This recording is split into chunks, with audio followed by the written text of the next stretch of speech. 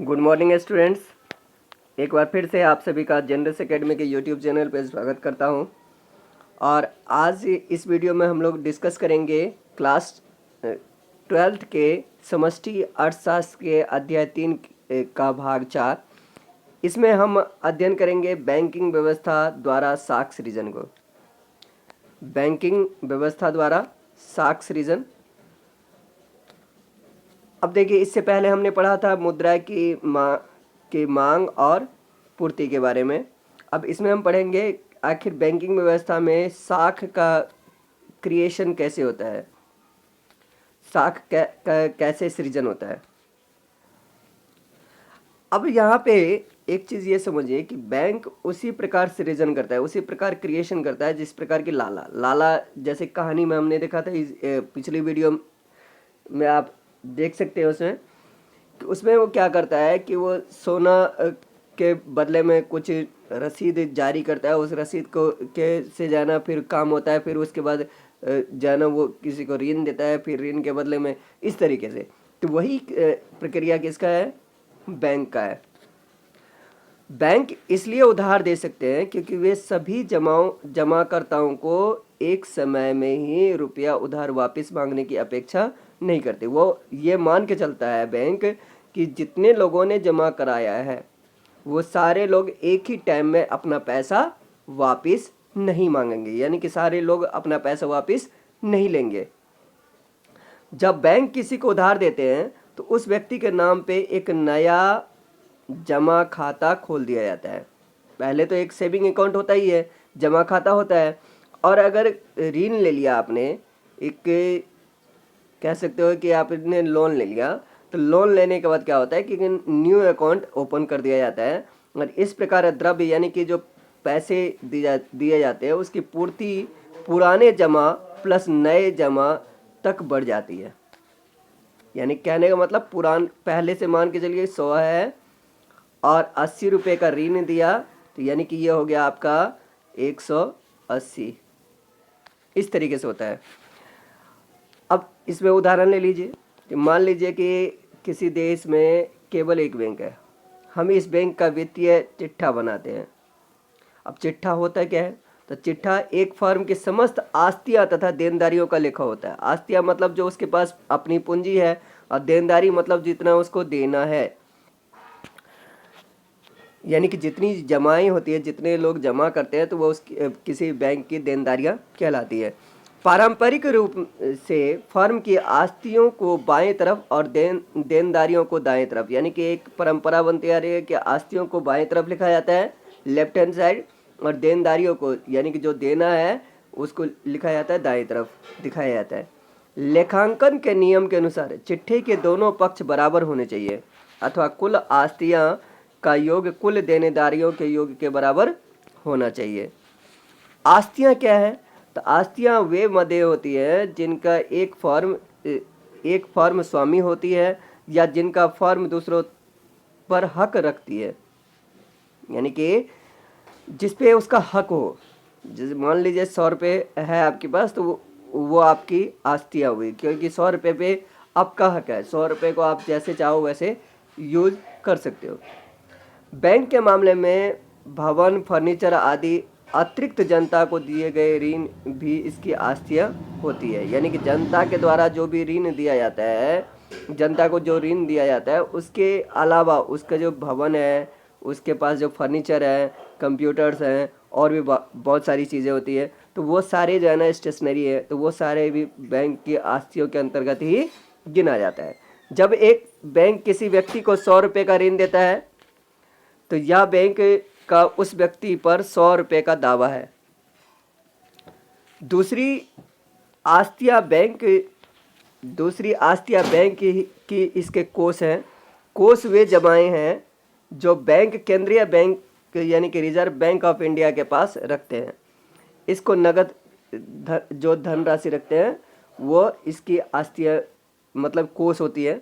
इन कोषों को आंशिक रूप से नकद और आंशिक रूप से रिजर्व बैंक ऑफ इंडिया द्वारा निर्गमित यानी कि आउटपुट वित्तीय दस्तावेज, जिसको बॉन्ड्स और ट्रेजरी बिल के रूप में रखा जाता है। कोष जमाओं की भांति जिन्हें हम बैंकों में रखते हैं और यह जमाएं हमारी आस्तियां हैं, हम इन्हें निकाल सकते हैं। आस्तियां एक बार फिर से समझ लीजिए, आस्तियां वे होती है जिन पे हमारा हक होता है, हम उन्हें निकाल सकते हैं क्योंकि हमारा हक है। इस प्रकार व्यावसायिक बैंक जैसे कि स्टेट बैंक ऑफ इंडिया क्या करता है कि अपनी जमाओं को रिजर्व बैंक ऑफ इंडिया के पास रखती है, जिसे क्या कहा जाता है, कोष कहा जाता है। यानी कि आस्तिया का मतलब होता है कोष प्लस ऋण, यानी कि जो उसके पास कोष है और जो जिसने यानी कि एक भाग होता है। जैसे कि अभी एग्जाम्पल के थ्रू इसको समझेंगे, तो जैसे कि 100 रुपये है और 100 रुपये में से उसने जो है ना 20 रुपये रख दिया रिजर्व बैंक के पास, ये इसका कोष हो गया। और 80 रुपया अब ये ऋण दे सकता है। तो 80 रुपये जब ऋण दे सकता है तो 80 प्लस 20 यानी कि इसके पास टोटल इनकी आस्तियाँ हो गई 100 रुपये। देनदारियाँ कर्म नहीं, फर्म के ऋण होते हैं अथवा जो उसे अन्यों को दूसरे को देना है। एक बैंक के लिए मुख्य देनदारी उसकी जमाएं होती हैं जो लोग उसके पास रखते हैं। यानी कि जितनी भी जमा हम करते हैं, जमा जो करवाने जाते हैं सेविंग अकाउंट में, तो वो क्या होता है, जो हमारे पैसे हैं तो वो बैंक को वापस करना पड़ेगा विद इंटरेस्ट, तो वो उसकी देनदारियाँ कहलाती है। लेखांकन के नियम के अनुसार खाते के दोनों पक्ष क्या होने चाहिए, बराबर होने चाहिए। इसलिए यदि आस्तियाँ देनदारियों से अधिक है तो उनकी सीधी तरफ नेट वर्थ के नाम से लिखा जाता है। नेट वर्थ बराबर होता है आस्तियाँ माइनस देनदारियाँ। उसके बाद देखिए इसका जानते हैं एक काल्पनिक बैंक का चिट्ठा। हमारे काल्पनिक बैंक में 100 रुपये के बराबर देनदारियां हैं मान लीजिए। ऐसा इसलिए हो सकता है क्योंकि श्री फर्नांडिस ने बैंक में 100 रुपये जमा किए। अब यह बैंक इस जमा राशि को केंद्रीय बैंक में रिजर्व के रूप में जमा करेगी। जैसा कि आप यहाँ पे देख सकते हैं इस तरीके से जमा करेगी। और यह मान ले कि चलन में कोई करेंसी नहीं है तो अर्थव्यवस्था में मुद्रा की कुल पूर्ति कितनी हुई, 100 रुपये हो गई अगर करेंसी का चलन नहीं है।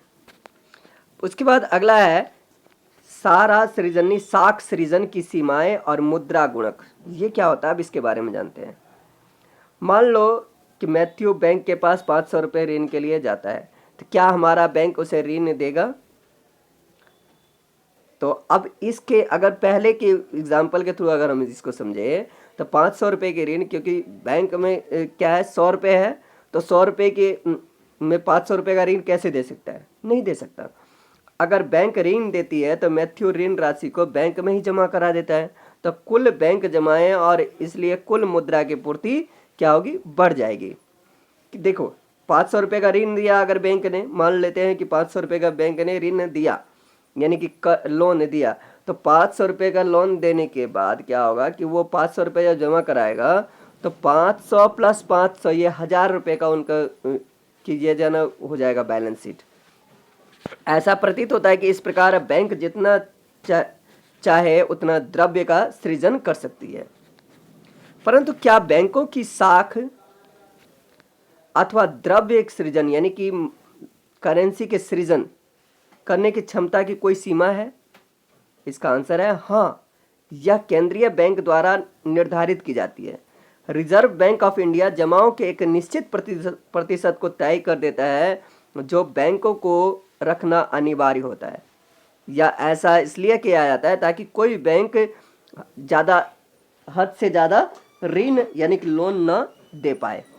यह एक लीगल नेसेसिटी होती है, वैधानिक अनिवार्यता होती है, कानूनी अनिवार्यता होती है और इसके लिए बैंक बाध्य होते हैं। इसे हम क्या कहते हैं, आवश्यक कोष अनुपात या नगद कोष अनुपात यानी कैश रिजर्व रेशियो कहा जाता है, CRR। तो CRR के अलावा भी बैंकों को अल्पकाल यानी कि थोड़े समय के लिए कुछ को से तरल लिक्विडिटी के रूप में रखना पड़ता है यानी कि चलन के रूप लिए, जिसे वैधानिक तरलता अनुपात यानी कि स्टैट्यूटरी लिक्विडिटी रेशियो कहा जाता है, SLR कहा जाता है।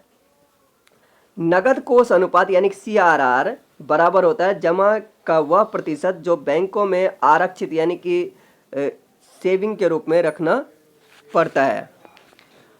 मान लेते हैं हमारे काल्पनिक बैंक में जो हमने 100 रुपये माना था, तो उसमें CRR है 20% है, तो 100 रुपये की जमाओं के पीछे हमारे बैंक 20 रुपये